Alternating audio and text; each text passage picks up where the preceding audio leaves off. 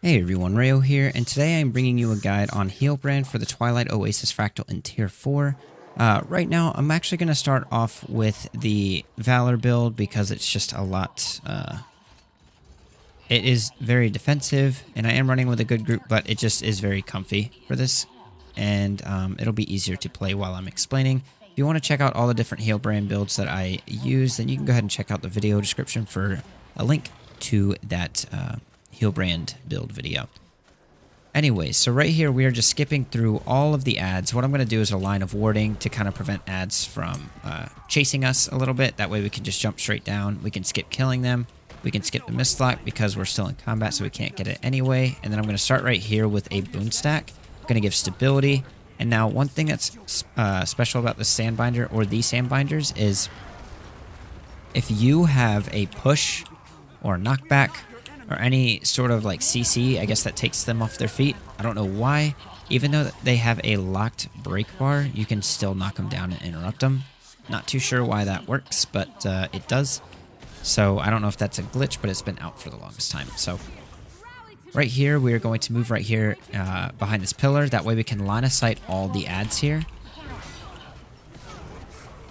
I am using Axe Shield here. If you do need more heals, this is a pretty damage-heavy fractal. You can swap to Mace. Axe will fill in the gaps of Fury uptime, though. And I think my group can handle the reduced healing, so I'm going to keep with Axe for right now. Now you hit the 75% phase. There's going to be a little bit of roleplay with the Joko NPCs, and after we finish this little roleplay part, there's going to be a special action key called Enhanced Reflexes, and it basically makes you jump really high and you're evading while you're in the air.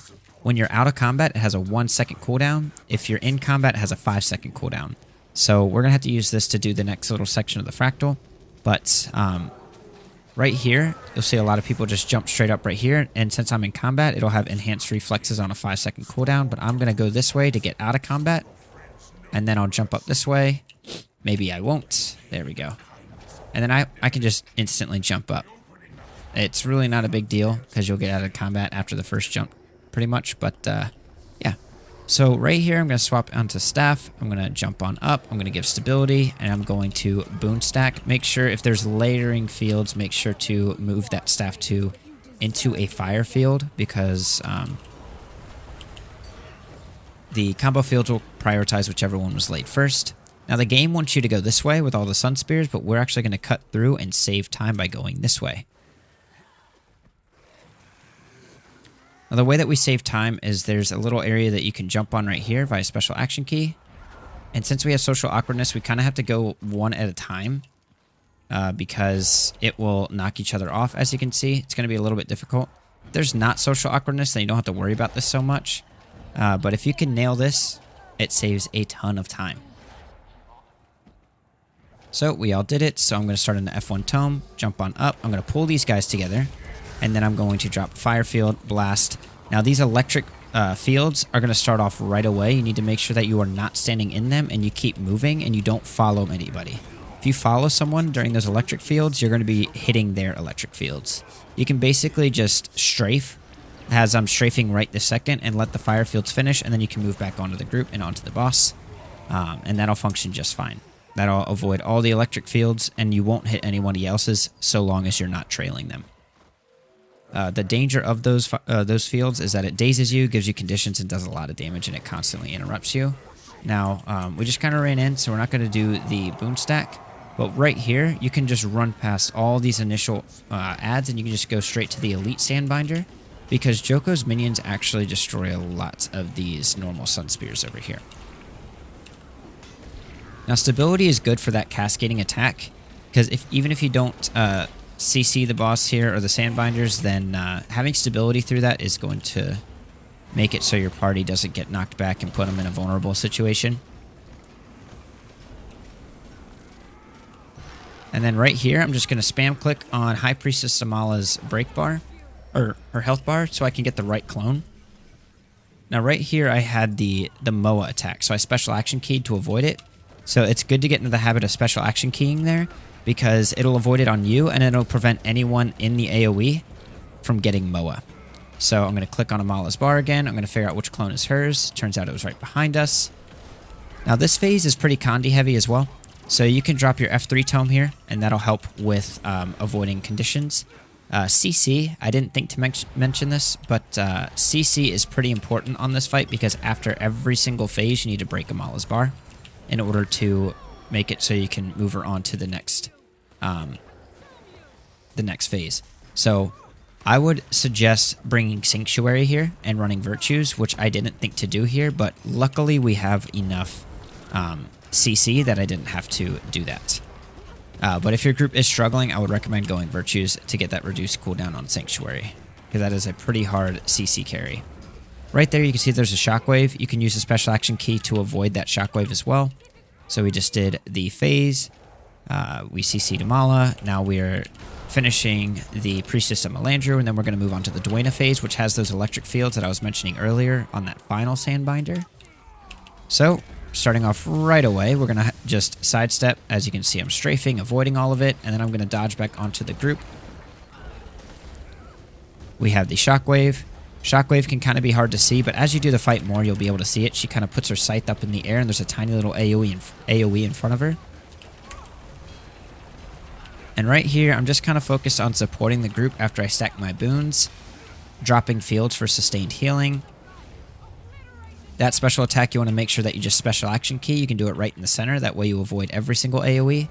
Over here, stability is great because all these little electric fields will daze your party. So make sure that you get some stability. Boon stack, burst down that guy as soon as possible. Now we are on the Grenth phase. She's going to whirlwind here.